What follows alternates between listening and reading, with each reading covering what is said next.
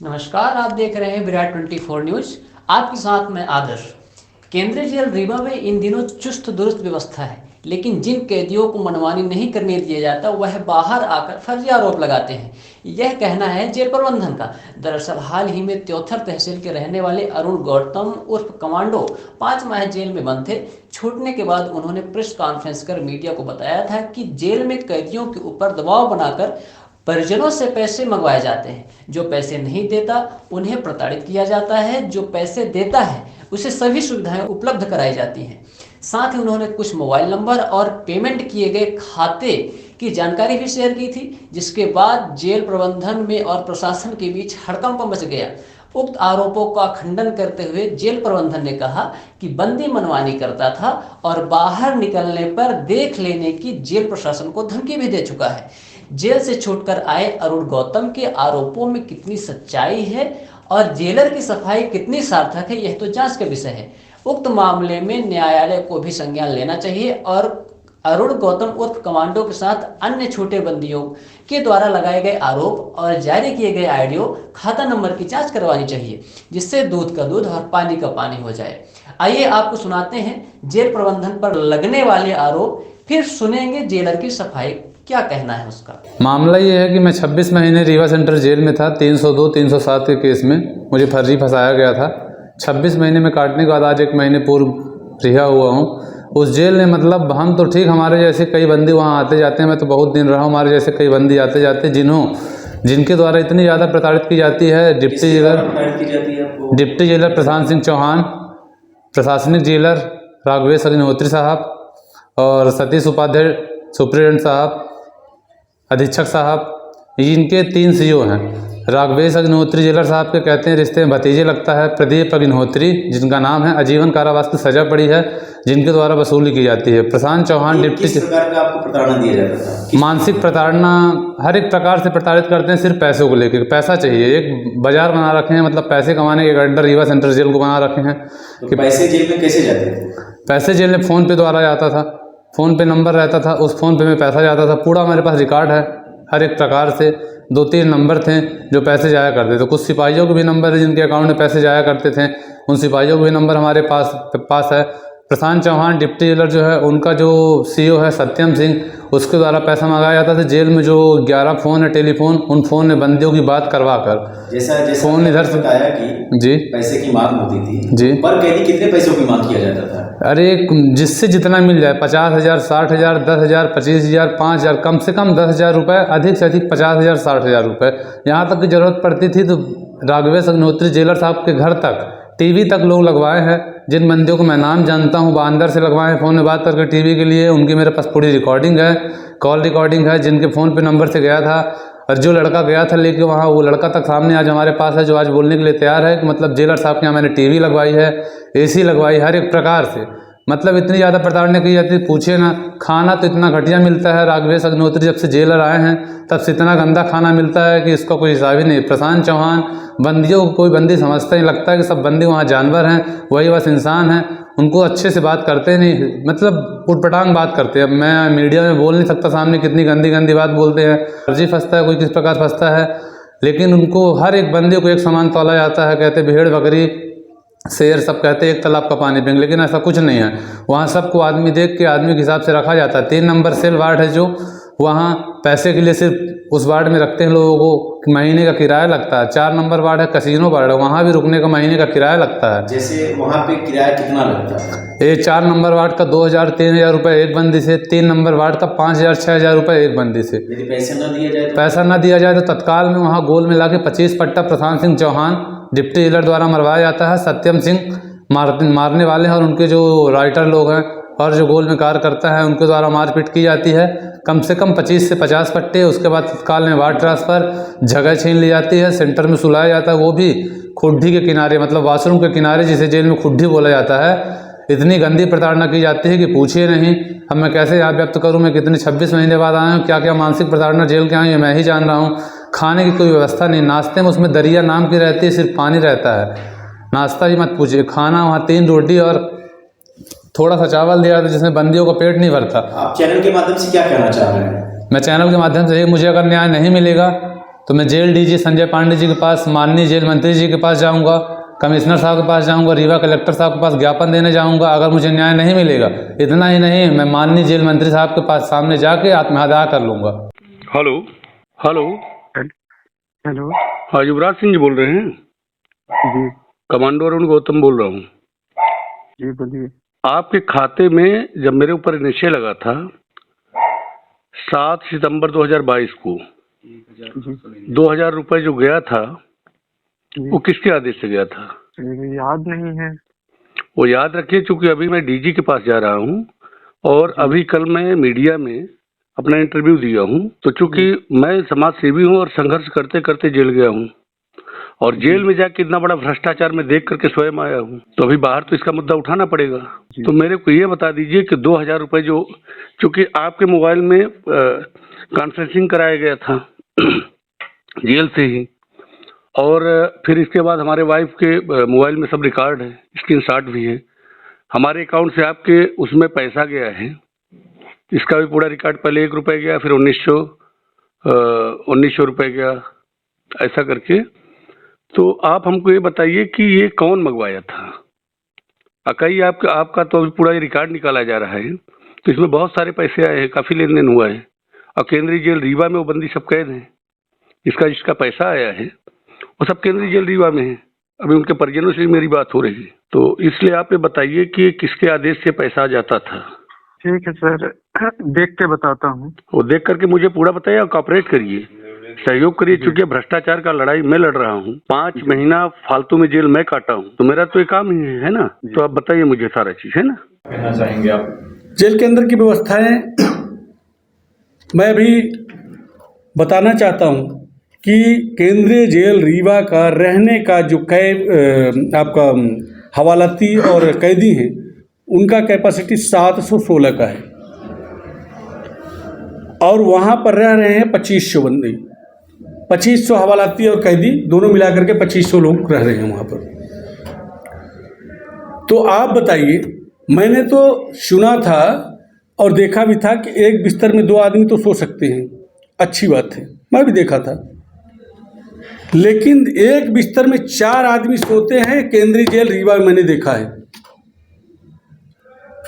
अब आप सोचिए कि जब एक बिस्तर में 4 आदमी सोएंगे तो क्या इंसान की भांति सोएंगे, क्या वो जानवर की भांति सोएंगे, कि एक निर्जीव वस्तु ईंटे की भांति उनको जोड़ दिया जाता है।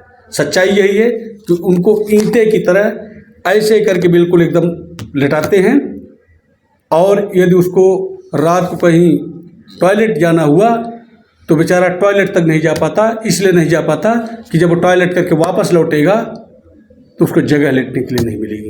इसमें आप किसकी लापरवाही मानते हैं, यहाँ रीवा जेल की शासन की? इसमें तो हम शासन प्रशासन दोनों का हम अगर हमारे नज़रिए से आप देखेंगे तो मैं बोलूँगा दोनों का दोष है।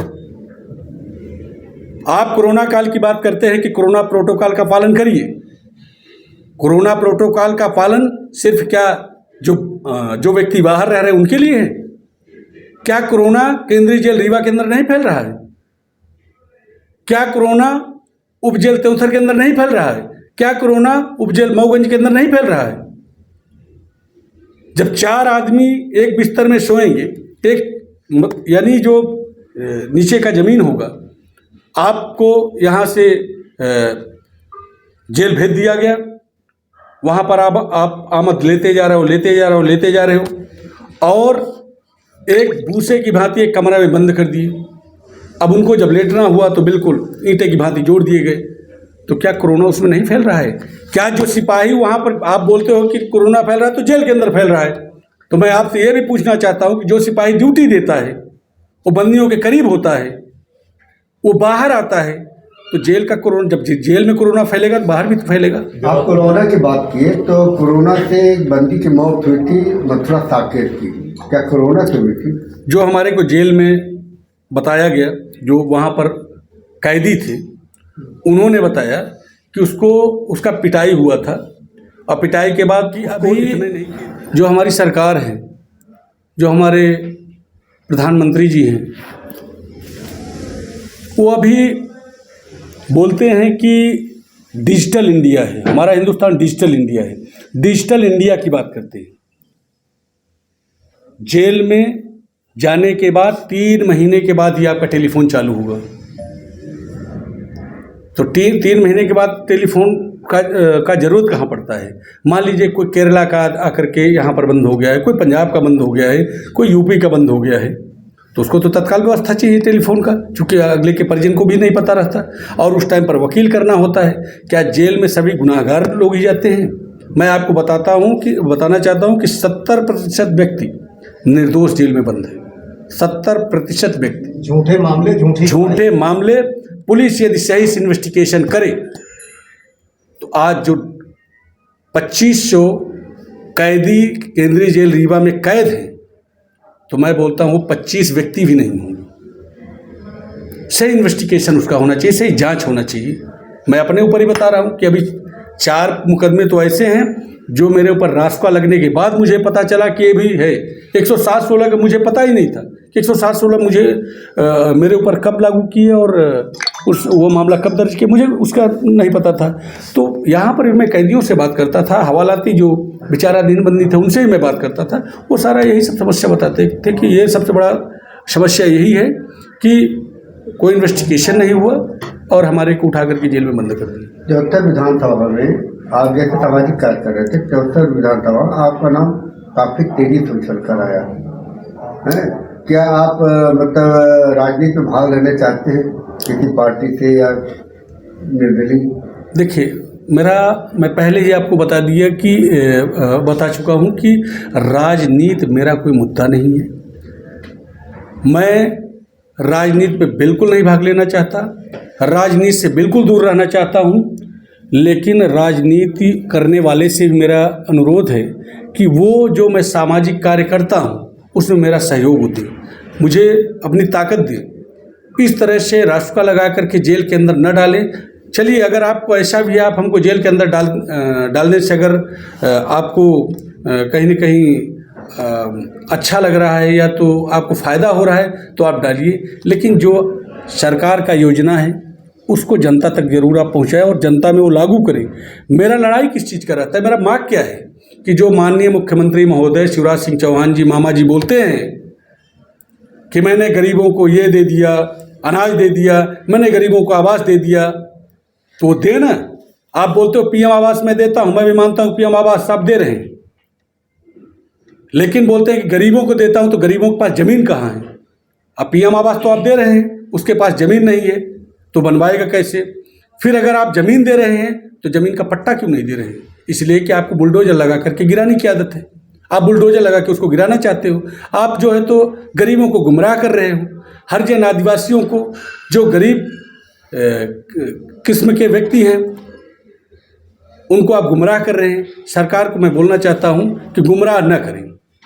कमांडो को फांसी का सजा हो जाएगा, फिर भी आवाज़ ये जनता के बीच में उठेगी और जो सच्चाई रहेगा वही जनता के बीच शेयर किया जाएगा। कोई फर्जी और कोई बनावटी नहीं होगा। आपके पास जो रास्ता लगा है जी, तो उसके लिए क्या आप वहाँ के विधायक को दोषी मानते हैं कि उनके कार्य किया गया है? देखिए, वो तो जनता बताएगी। चूँकि मेरे ऊपर तो रास्ता लगा, मैं जेल के अंदर बंद हो गया और विधायक जी हमारे बहुत अच्छे हैं। मैं विधायक जी को क्यों बोलूँ? वो तो आप जनता से पूछ सकते हैं, जनता बताएगी जनता किसको बोल रही है, कौन दोषी है। और मैं तो पहले ही बता चुका हूं कि ना मैं शासन को दोषी मानता, ना तो मैं प्रशासन को दोषी मानता, ना तो विधायक को दोषी मानता। हमारे किस्मत में जो था। नहीं, चर्चा वहाँ से निकल के यही है कि विधायक जी की इशारे पर ही सब काम हुआ है, ऐसी चर्चा आई थी, इसलिए हम पूछा। जी नहीं, ठीक है, वो चर्चा करने वाले चूँकि वो लोग वहाँ पर मौजूद थे, उनको पता होगा। मैं तो वहाँ पर था भी नहीं, मुझे पता भी नहीं है।